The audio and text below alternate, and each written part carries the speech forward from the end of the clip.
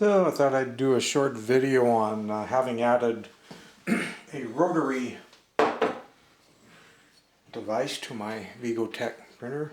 Ended up getting this unit because it's all metal, there isn't any plastic, it's ball bearinged, adjustable belt, adjustable width, silicone pads on the drives.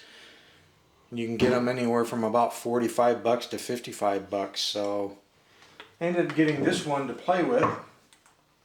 The added height meant that I really needed to raise up my Vigotec laser engraver, so I decided it'd be easier just to make new legs to do that. The original ones were just plexiglass and short, so I just took that and scaled it up to give me enough height so that I could slip in regular round objects like this.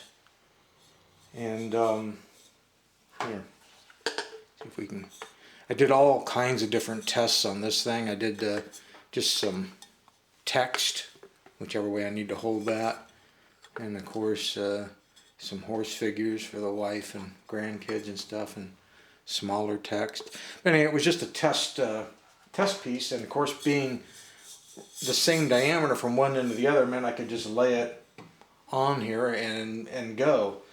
The only thing I added to the unit itself was a stop up here, so when I push my bottles or containers or whatever, there's something to give me a stop at this upper end, so I'll know if they're walking or going where they shouldn't be going. But the thing that came to mind was, well, what am I going to do when I come to things that have a taper like this? And as you can see, this etched in the glass very well. I have the taper shape. And I found the very easiest thing to do after having built several complicated things. So, I mean, obviously you can't just lay it on there and do this, because one end being wired in the other, it's going to skip and hop and jump and it won't turn, plus the laser wouldn't focus. So even if you tipped this, it still wouldn't work because you're driving one end at a different RPM than the other because the diameter is different. The very easiest thing to do is just to get some wire and build a simple wire frame and set it on the end like that. The wire has very low friction, it spins perfectly, doesn't crawl. If you get things that are longer or different diameter, just by moving this in or pulling it out, you can change whether the top is level or not. And the easiest way to tell if the top is level or not is just to get yourself a pen or a pencil or something and touch the glass at the top, measure to this top beam, and then bring it to this end and measure to the beam. Should be exactly the same, then you know your level. Works perfect. In this case, I'm basically unplugging the stepper motor feed that moves this, what we would normally call in the printing business is the Y. It just depends how you look at this, whether you're talking Y or X. Let's just say the main gantry that holds everything.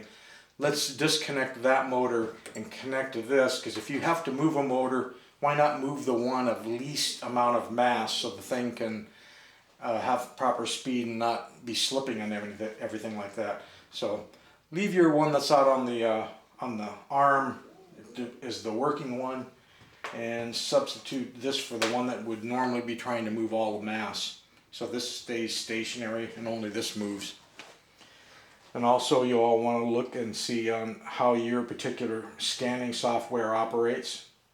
You want this rotating thing to be rotating the least amount. You want this to be doing the complete up and down, and then have this rotate as one little teeny bit and then up and down. You don't want this doing all the work, because then you'd have more chance of creep happening. But you're going, okay, fine, that's easy to use, the thing's inexpensive, works great.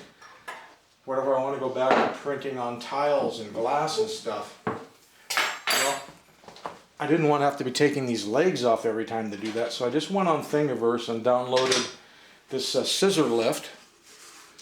I upscaled it from the file that was on Thingiverse by 25%, so I printed it at 125%. And by doing that, I can now go immediately back to printing on tiles And focusing has just become easier than ever, because now I just rotate this knob and I can see my dot and get it to the smallest possible focus really quickly. And it does a great job of etching directly on the tiles. This piece of artwork was originally drawn in pencil by my granddaughter, and I simply took a picture of it and then entered the picture into the slicer for the photo etching and put it on there. Some other things I've played with would be going directly, if we can get the lighting right. This is just etched onto glass. And this is on a mirror, so unless I get the lighting just right, it'll look really funky. Let's see if we can see. I'm getting a lot of reflections because it is a mirror. Don't really know which way to hold it. You hold it wrong, you're going to get what looks like a negative. If you hold it the right way, it's very pleasing. I'm almost getting there. But it's very, very strange. You burn it on the black side as a negative. And of course it just burns the mirror stuff off and leaves you the clear glass. So you can get some really weird effects by shining a light or something through it on this. It probably would have been better had I actually made this picture image a negative in the first place. Then I could use it as a backlit. But just thought I'd share that with some of you guys that might want to be etching on glass, on cylinders, on cups and things that weren't round. How to use these very inexpensive rollers. You can find them just about everywhere. Like I say, in my mind, after looking them all over for the money, this was probably the best, just due to the all-metal nature and the ball-bearing nature, the adjustment nature, the price. It actually ended up being cheaper for me to buy this from a company in New York through eBay than it was to buy it off Banggood in my particular case, or AliExpress even. And I got it a heck of a lot quicker too. So I think that's it. I think you can see how the new legs just bolted on the same as the old ones. I did the large pieces one and then the legs as separates because I didn't really know if they needed to be there. But I added them, that just made everything totally rigid and seemed to work out quite well. So some of you that might be wanting to get into rotary stuff, I would recommend this one. I would recommend just getting yourself some, this is old welding wire, get yourself any kind of old heavy gauge wire and build yourself a frame. Also, if you ended up with a jar or glass that was a different diameter, it's really easy just to bend yourself up a new piece of wire to cradle that so that everything will stay in flat and level. Just pushes in like so. Actually, I normally turn this way, like that. There you go. Hope it's helpful.